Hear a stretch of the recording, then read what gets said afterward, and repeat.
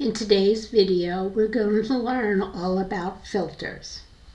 Filters help you to narrow your search results, and they also make your search much more specific.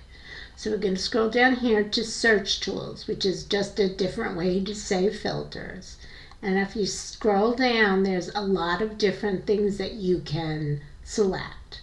So if we only wanted peer-reviewed articles, say your professor wanted you to only include peer-reviewed articles in your references, we can select that.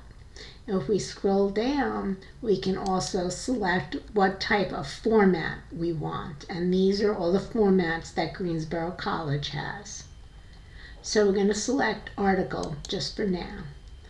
Then we could change the publication year, but we can also, if we scroll down, we can do held by library, and we can choose what's held at Greensboro College. And then we select search. And these are the results we have. Now, if you look again, you can further delineate your filters.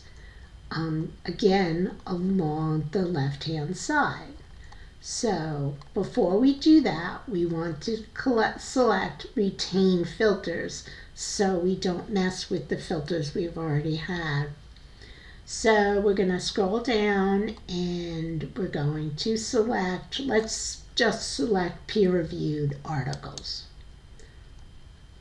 Okay, and then peer-reviewed articles come up.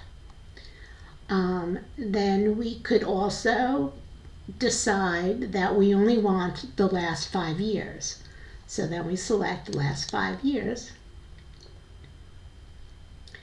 And this comes up. So now you can see that we have Greensboro College. We only wanted peer-reviewed articles, and we wanted articles from 2020 to 2024.